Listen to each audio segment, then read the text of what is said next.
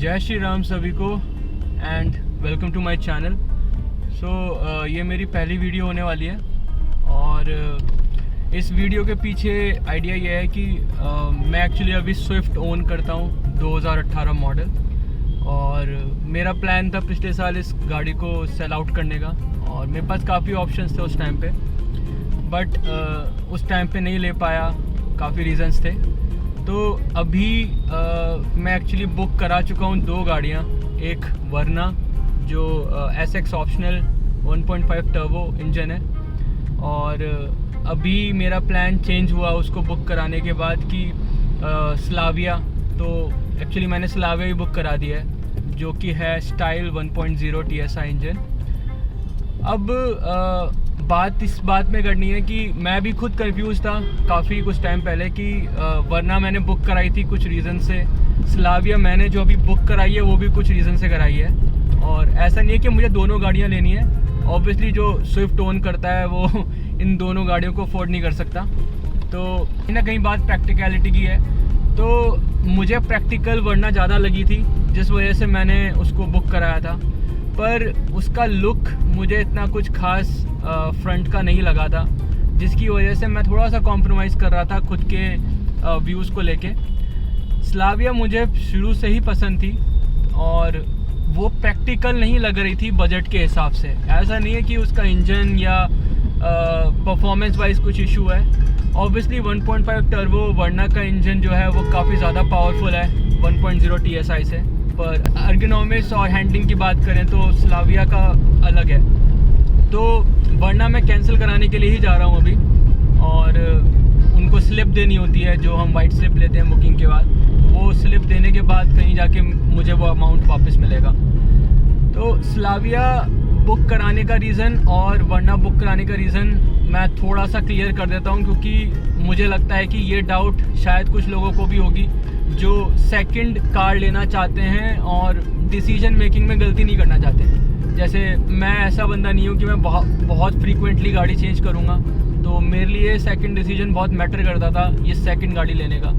तो वरना मैंने बुक कराई थी क्योंकि मुझे एक तो उस प्राइस रेंज में अगर मैं जाऊँ जब मुझे 1.5 NA नेचुरली एस्पिरेटेड इंजन मिल रहा है, तो उसमें मुझे पावर नहीं मिलेगी, उसमें मुझे पंच नहीं मिलेगा जो कि ऑब्वियस है, लेकिन उसमें मुझे वेंटिलेटेड सीट के साथ हीटेड सीट का फीचर मिल रहा था, मुझे एडास मिल रहा था और वो कहीं ना कहीं गाड़ी मेड इन इंडिया फील होती है, चाहे वो हो ना हो लेकिन वो फील होते हैं, क्योंकि Hyundai का सर्विस नेटवर्क बहुत अच्छा है और हर जगह हर कोने कोने में बैठे हुए हैं। फिर कहीं ना कहीं ये फील भी आती है कि मारुति के बाद जो नेक्स्ट सस्ती गाड़ी है वो हमारी Hyundai है। तो पेंट जॉब हो गया, डेंट जॉब हो गया और कोई भी छोटी मोटी चीज़ें हो गई जो हम डेली रूटीन में कराते ही हैं, जैसे हर 2 महीने में कभी ना कभी गाड़ी टच हो ही जाती है।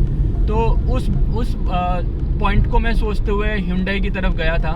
वैसे मुझे कोरियन गाड़ियाँ कुछ खास पसंद नहीं है क्योंकि वो सेफ्टी नहीं देती थी, पर क्योंकि Hyundai वरना अगर आप देखेंगे तो 5 स्टार है, दो उसका अनस्टेबल शेल आया था ग्लोबल एनकैप में, पर वर्टुस और स्लाविया सेडान की अगर बात करूं तो वो दोनों की दोनों स्टेबल शेल के साथ 5 स्टार रेटेड गाड़ी हैं, अडल्ट और चाइल्ड दोनों में। तो ये पॉइंट मैंने इग्नोर किया था कि अनस्टेबल है, इट्स ओके, पर एटलीस्ट Hyundai 5 स्टार गाड़ी दे रही है उस प्राइस रेंज में, तो वो एक बेटर डील था। तो मैंने एक्चुअली में जब टेस्ट ड्राइव करी थी सबसे पहले NA इंजन की टेस्ट ड्राइव करी थी DCT की, तो वो मुझे कुछ खास अच्छा नहीं लगा टू बी ऑनेस्ट, क्योंकि पंच नहीं था, ओके था, स्मूथ इंजन था और कहीं ना कहीं मैं एक्सपेक्ट कर रहा था कि 1.5 लीटर इंजन है तो कुछ तो फील देगा, पर वो कुछ फील नहीं दे रहा था। हाँ, पर अब इतना खर्चा करते हो तो फील तो चाहिए ना। अब टर्बो मैंने जब ट्राई करा तो मैं थोड़ा सा शॉक्ड था क्योंकि वो इतना पंची इंजन है। मुझे फर्स्ट सेकंड गियर में जब मैं थोड़ा सा हार्ड फुट कर रहा था तो मुझे फील हो रही थी चीज़ें कि हाँ इट्स अ पावरफुल इंजन। तो वो मैंने एक्चुअली बिल्कुल ना सोच के कुछ भी ना करके, जबकि मेरा प्लान भी नहीं था टर्बो लेने का, मैं एक्चुअली वो गाड़ी बुक करा के आ गया। ब्लैक कलर मैंने बुक कराया था SX ऑप्शनल टर्बो का और कहीं ना कहीं मुझे बेटर डील लग रही थी। तो अगर मैं आपको आइडिया दूँ तो मैं दिल्ली NCR में रहता हूँ और मुझे वो गाड़ी ऑन रोड पड़ रही थी 1840 की, ठीक है, 18,40,000 की। इसमें मुझे इन्होंने जो बेसिक किट थी वो भी इंक्लूड करके दी थी, और दूसरा इन्होंने मुझे क्या बोलते हैं डिस्काउंट्स दिए थे काफ़ी। तो आई डोंट रिमेंबर कि मतलब एग्जैक्टली कितना डिस्काउंट दिया था, पर 18-40 के हिसाब से आप मेरे ख्याल से कंपेयर कर सकते हो।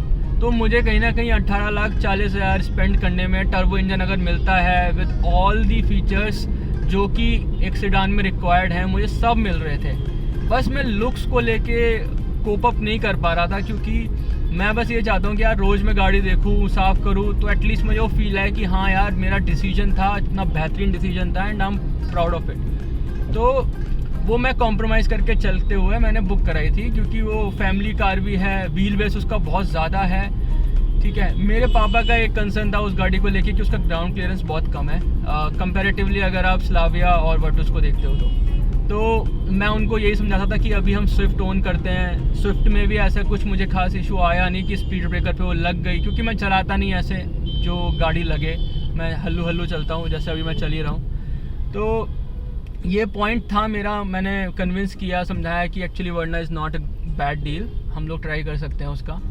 और उसका बूट स्पेस, उसका लेग स्पेस कह सकते हो, विथ भी उसकी इवन स्लाविया और वर्टुस से ज़्यादा है।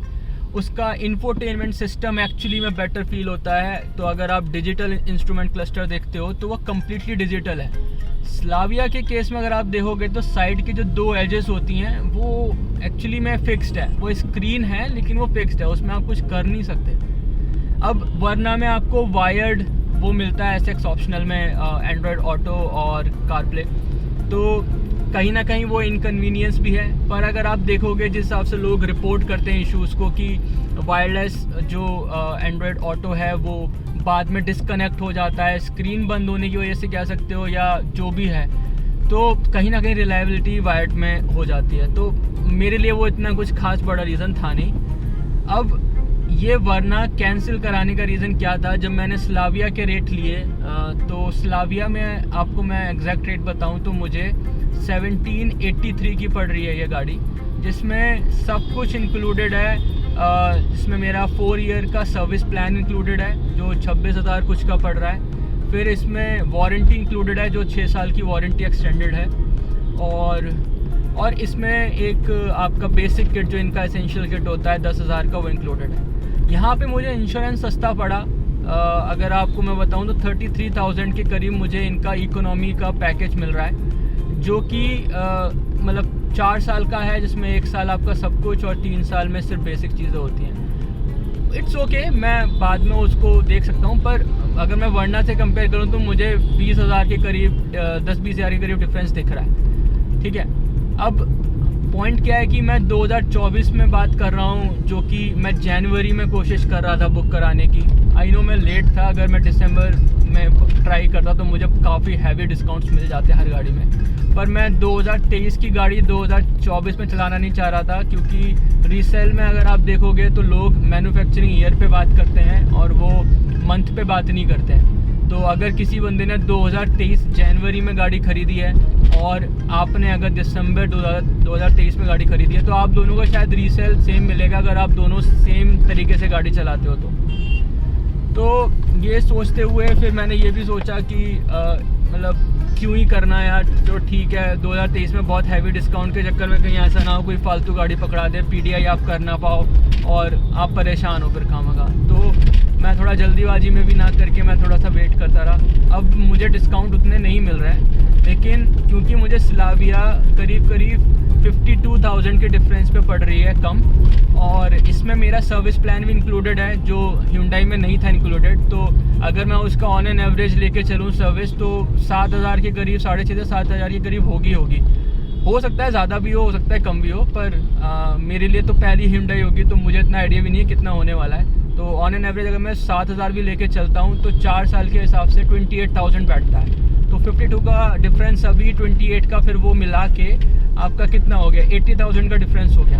अब 80,000 में मुझे अगर मैं देखूँ तो 50,000 का तो मैं फील करता हूँ कि यार एडास का फीचर ही होगा, और बाकी जो आपका हीटेड सीट हो गई, थोड़ा सा डिजिटल इंस्ट्रूमेंट क्लस्टर, बोस के इंफोटेनमेंट वो स्पीकर्स हो गए आपके, और कहीं ना कहीं सीट्स उसकी और मतलब लुक एंड फील ज़्यादा बेटर लगता है इंटीरियर का। तो मेरे लिए 80,000 जस्टिफाइड हैं। उसके, अगर आप लेना चाहते हो तो। ना लेने का रीज़न वरना मेरा सिर्फ ये था कि मैं लुक को लेके बहुत ही ज़्यादा सोच रहा था कि कैसे करूँ कोप अप, कि मतलब गाड़ी में सब कुछ मिल रहा है, लुक नहीं मिल रहा।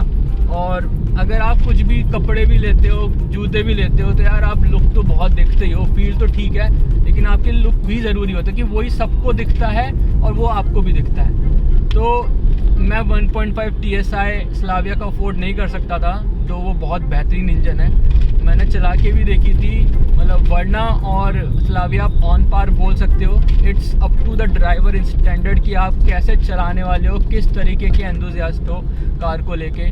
मुझे दोनों कार चलाने में मज़ा आया, पर वर्ना मेरे लिए 1 पॉइंट ऊपर है कंप्लीट पैकेज को लेके। तो ये रीज़न था कि मैंने स्लाविया बुक कराई है और वरना मैं कैंसिल कराने के लिए जा रहा हूँ। तो आई नो कि ये क्वेश्चन हो सकता है कि जो बंदा सोच रहा होगा वो लेने के लिए, वो हो सकता है उसके माइंड में क्वेश्चन आए। मैं रेडिट कम्युनिटी पे मैंने एक्चुअली एक क्वेश्चन भी पूछा था कि मुझे ये कोटेशन मिली है वर्ना की और ये कोटेशन मिली है स्लाविया की, पर मुझे वहाँ पे कुछ खास ठीक से रिस्पांस मिले नहीं। तो मैंने अपनी तरफ से ही सोचने का शुरू किया और मेरा डिसीजन स्लाविया की तरफ चला गया। अब मैं थोड़ी स्लाविया की बात करूँ, आई नो ये वीडियो लंबा हो रहा है, पर अगर मैं स्लाविया की बात करूँ तो स्लाविया में अगर आप कलर सिलेक्शन देखते हो, जैसे डिज़ाइन के साथ ना एक कलर मैच कराना बहुत ज़रूरी होता है। आप अगर मैं आपको बात करूँ वैगन आर की, तो वैगन आर का डिज़ाइन हो सकता है बहुत लोगों को पसंद आए, पर मुझे नहीं पसंद आता। उस पर अगर आप कोई भी बेहतरीन कलर भी डाल दोगे तो आई थिंक वो गाड़ी नहीं अच्छी लगेगी। पर अगर आपका जो भी मॉडल का कार है, अगर आप उसको डिज़ाइन के हिसाब से बहुत अच्छा बनाते हो और उतना ही अच्छा आप कलर देते हो सिलेक्शन, तो वो एक गाड़ी मतलब लुक एंड फील में तो ऐसी हो जाती है कि कोई देख के बोल देगा कि बहुत लेविश लग्जूरियस गाड़ी जा रही है। तो स्कोडा को लेके ये मुझे शिकायत बिल्कुल नहीं है। स्कोडा इस चीज़ पे बहुत अच्छे से फोकस कर चुका है। I think it looks superb. और उसका डिज़ाइन के साथ जो मैंने कलर बुक कराया वो है लावा ब्लू कलर, तो वो एक्चुअली में बहुत अच्छा लगता है। अगर आप चाहेंगे तो मैं एक्चुअली एक वीडियो डालूँगा जब भी डिलीवरी होगी कार की। तो वो एक बहुत बेहतरीन पॉइंट है जो पॉइंट आउट करना चाहिए कि स्कोडा जो है स्टाइल को लेके और कलर्स को लेके बहुत अच्छे से फोकस करता है। यही कहानी वॉक्सवैगन की भी है। तो ये गाड़ी मेरी पहली होगी। आई नो खर्चा ज़्यादा हो सकता है क्योंकि स्कोडा है, जर्मन पार्ट्स हैं, अब पता नहीं वो कितने अवेलेबल होंगे जब भी ज़रूरत पड़ेगी। पता नहीं उनका जो पेंट जॉब अगर मैं बाहर से कराऊंगा तो वो इतना अच्छा और एफिशिएंट होगा, नहीं तो मैं सिर्फ और सिर्फ मतलब स्कोडा के ऊपर डिपेंडेंट हो जाऊंगा कि मैं वहीं पर जाके अपनी पेंट जॉब कराऊँ, राइट। तो ये सब चीज़ें थी पॉइंट आउट करने के लिए, और आई थिंक मैं जस्टिफाई कर चुका हूँ कि मेरा वर्ना को लेने का रीज़न क्या था और स्लाविया को लेने का रीज़न क्या है। अगर आप दोनों को रिजेक्ट करना चाहते हो किसी भी पॉइंट पे तो आप कर सकते हो।